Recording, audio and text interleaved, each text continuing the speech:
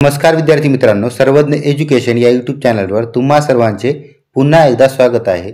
आपण DMER भरती 2025 साठी PYQ ची सिरीज चालू केली आहे, ज्यामध्ये आपण 2023 मध्ये झालेल्या सर्व प्रश्नपत्रिकांचे विश्लेषण पाहणार आहोत।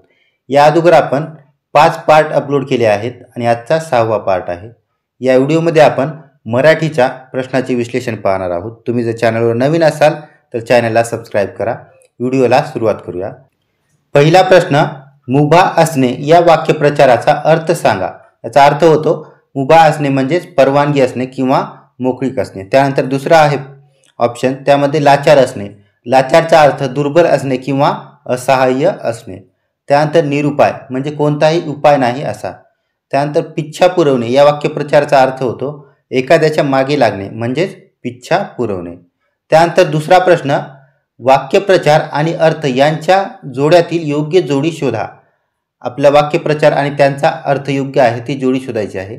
मुठीत ठेवणे याचा अर्थ होतो एखाद्यावर कंट्रोल ठेवणे किंवा प्रभाव ठेवणे। त्याचा अर्थ शेवट करणे होतो का? नाही होत, म्हणजे हे चुकीचं आहे। त्यानंतर दुसरा, पगडा असणे म्हणजे एखाद्यावर प्रभाव असणे, डोके बांधणे होत नाही त्याचा, हे पण चुकीचं आहे। त्यानंतर बिमोड करणे म्हणजे पूर्णता नष्ट करणे, इथे जुमामणे होत नाही।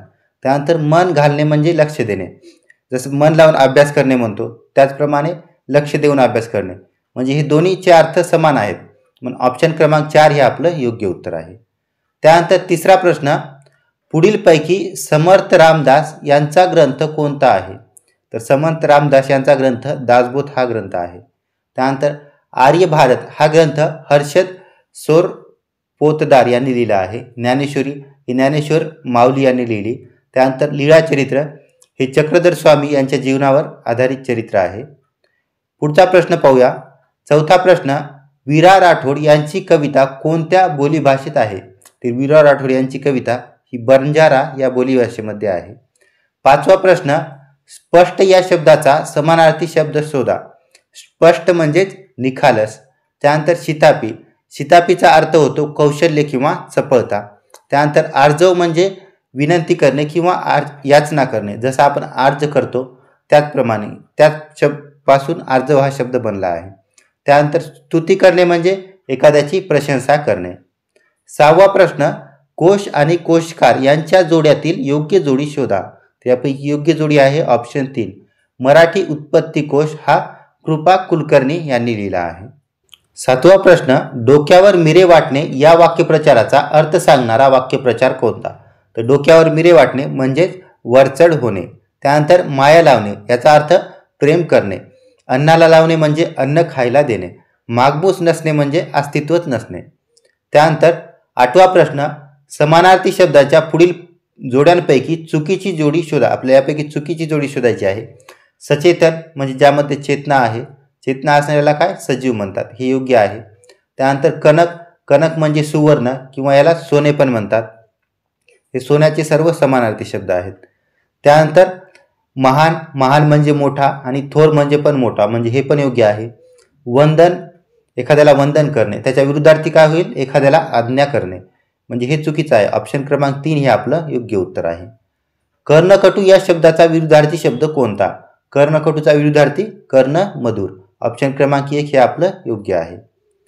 त्यानंतर 10वा प्रश्न, आनंद अवघड गणित सहज सोडवतो वाक्यातील प्रयोग ओळखा। तर वाक्यामध्ये पाहिल्यास इथं आनंद हा कर्ता आहे आणि आनंदला कोणताही विभक्तीचा प्रत्यय लागलेला नाही, म्हणजे कर्त्याला प्रत्यय नाही आहे, म्हणजे तो कोणता तरी कर्तरी प्रयोग असणार। कर्तरी प्रयोगाचे 2 ऑप्शन आहेत आपल्याकडे, एक सकर्मक कर्तरी आणि दुसरा अकर्मक कर्तरी। आता सकर्मक आहे का अकर्मक आहे ते शोधायचं। वाक्यामध्ये कर्म आहे का पाहायचं, ज्याच्यावर क्रिया होते तो कर्म। आता याच्या सोडवण्याची क्रिया कशावर होतीये? गणितावर, म्हणजे गणित हा कर्म आहे, हा कोणता? सकर्मक कर्तरी प्रयोग झाला। त्यानंतर 11वा प्रश्न, अरे संसार संसार जसा तवा चुल्यावर हा अलंकार ओळखा। तर हा उपमा अलंकार होतो। उपमा अलंकारामध्ये कसं 2 वस्तूमधील सारखेपणा किंवा साम्य दाखवलं जातं।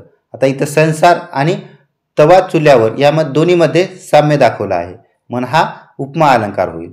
त्यानंतर रूपक अलंकार, रूपक अलंकारामध्ये उपमेय आणि उपमान दोन्ही एकच आहे असं दाखवलं जातं, तेव्हा रूपक अलंकार होते। याचं एक्झाम्पल द्यायचं झालं तर लहान मूल म्हणजे मातीचा गोळा, म्हणजे लहान मुलालाच इथे मातीचा गोळा म्हणला आहे, मग हा रूपक अलंकाराचं एक्झाम्पल होईल. त्यानंतर यमक म्हणजे शेवटी किंवा मध्ये विशिष्ट ठिकाणी एकाच अक्षराची जर पुनरावृत्ती होत असेल तर तो यमक अलंकार होतो. याचं एक्झाम्पल सदा सर्वदा योग तुझा घडावा, तुझे कारणी देह माझा पडावा. इथं वाक्याच्या शेवटी घडावा आणि पडावा हे दोन यमक शब्द येत आहेत. हे काय झालं, यमक अलंकाराचं एक्झाम्पल झालं. त्यानंतर अनन्वय म्हणजे उपमेय याची तुलना दुसऱ्या कोणाशी करता येत नाही तेव्हा त्याला अनन्वय असा अलंकार म्हणतात. आता याचं एक्झाम्पल आईसारखी आईच म्हणजे आईची तुलना दुसऱ्यासोबत करता येत नाही म्हणून हे अनन्वय अलंकाराचं एक्झाम्पल झालं. त्यानंतर 12वा प्रश्न, पुढील पैकी ज्ञानपीठ पुरस्कार विजेते लेखक कोण आहेत? तर वि. स. खांडेकर यांना ज्ञानपीठ पुरस्कार मिळाला आहे आणि यांची प्रसिद्ध कादंबरी आहे ते म्हणजे ययाती. त्यानंतर पुढचा प्रश्न, अचूक वाक्यरचना शोधा. कोणत्याही विषयाचे सखोल अध्ययन करायचे झाले तर त्याचे दिशादर्शन संदर्भ ग्रंथ करतात. हे वाक्य योग्य आहे. आता खालच्यामध्ये काय चूक आहे ते पाहूया. कोणत्याही इथं न बाणाचं पाहिजे होतं म्हणून हे चुकीचं आहे.